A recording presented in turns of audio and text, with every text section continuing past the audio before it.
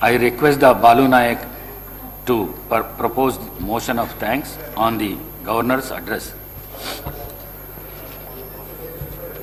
Speaker sir, I beg to move that an address be presented by Governor as follows: that the members of Telangana Legislative Assembly assembled at this 8th session are deeply grateful to the Governor for the address which he has been pleased to deliver to the members of 3rd Telangana Legislative Assembly on 16/3/2026. Sir. Thank you, sir. Motion moved.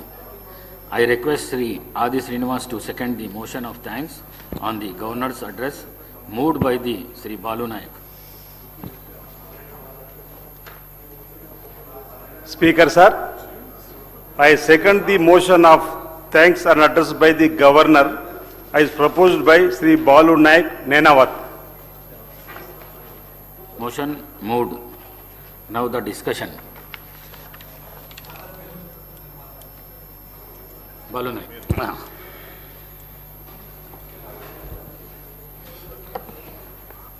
ధన్యవాదాలు sir. Governor గారి ప్రసంగానికి ధన్యవాదాలు తెలిపేటువంటి అవకాశం నాకు కల్పించినందుకు మీకు ధన్యవాదాలు తెలియజేస్తున్నాను సార్. రాష్ట్రంలో ప్రజారంజక పాలన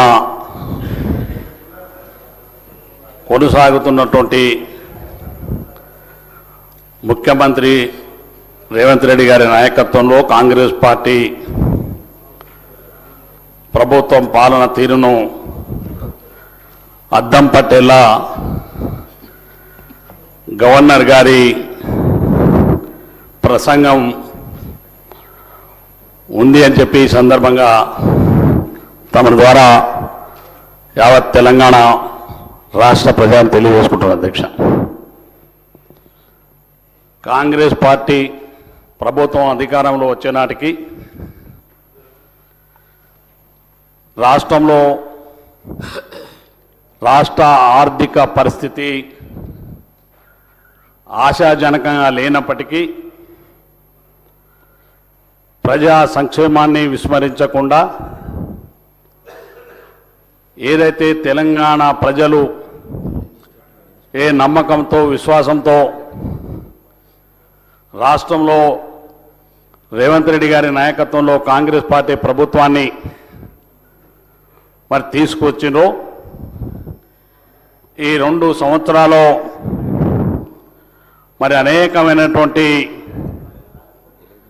సంక్షేమ కార్యక్రమాల్ని అభివృద్ధి కార్యక్రమాల్ని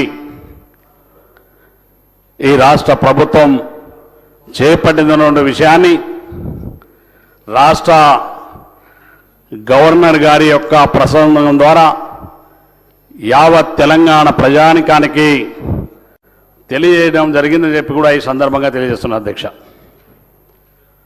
తెలంగాణలో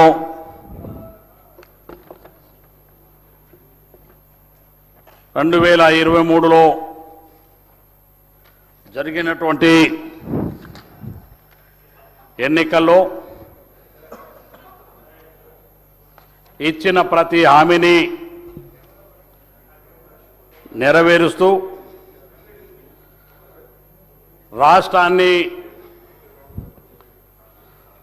ప్రపంచ స్థాయి ప్రమాణాలతో అభివృద్ధి చేయాలనే ఒక లక్ష్యంతో తెలంగాణ రైజింగ్ 2047 విజన్తో ఈ ప్రభుత్వం ముందుకెళ్తుందని చెప్పి కూడా ఈ సందర్భంగా తెలియజేస్తున్నారు. అధ్యక్ష, ఈ 2 సంవత్సరాల్లోనే ప్రభుత్వం అనేకమైనటువంటి సంస్కరణలు సంక్షేమ కార్యక్రమాల్ని చేపట్టిన విషయాన్ని తమ ద్వారా తెలియజేసుకుంటున్నారు. అధ్యక్ష, గౌరవనీయులైనటువంటి గవర్నర్ గారి ప్రసంగం భవిష్యత్ తెలంగాణకు అద్దం పట్టిందని చెప్పి కూడా ఈ సందర్భంగా మనం చేస్తున్నాం. అధ్యక్ష, అదేవిధంగా తెలంగాణ రోడ్ మ్యాప్గా మనం చూడవలసినటువంటి అవసరం ఉందని చెప్పి కూడా తమ ద్వారా తెలియజేసుకున్నాను అధ్యక్ష. దేశ ఆర్థిక వ్యవస్థలో తెలంగాణ రాష్ట్రం ఒక కీలకమైనటువంటి భూమికని పోషిస్తున్న విషయాన్ని ఈ సందర్భంగా తెలియజేస్తున్నాం అధ్యక్ష. తెలంగాణ రాష్ట్రం కొత్తగా ఏర్పడినటువంటి సందర్భంలో తొలి 10 ఏళ్లలో అనేకమైనటువంటి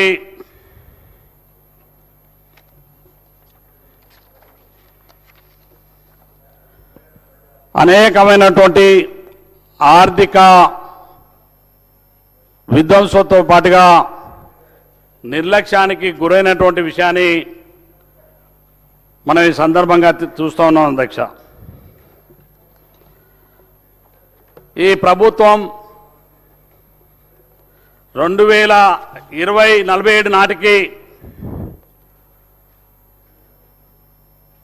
తెలంగాణ రైజింగ్ అనేటువంటి నినాదంతో తెలంగాణ రాష్ట్రాన్ని దేశంలోనే మొదటి స్థానంలో ఉంచడానికి గౌరవ ముఖ్యమంత్రి గారు ఒక విజన్ తోటి ముందుకెళ్తున్నటువంటి విషయాన్ని ఈ సందర్భంగా తెలియజేస్తున్నాం అధ్యక్ష. తెలంగాణలో ప్రతి కుటుంబం సంక్షేమంతో పాటుగా ఆత్మ గౌరవంతో జీవించాలనేదే ఈ ప్రభుత్వం యొక్క కార్యక్రమాల్ని తీసుకొని ముందుకెళ్తున్న విషయాన్ని తమ ద్వారా తెలియజేసుకుంటాను అధ్యక్ష. అందులో భాగంగానే ప్రభుత్వం ఏర్పడినటువంటి మొట్టమొదటి శాసనసభ ఏర్పడగానే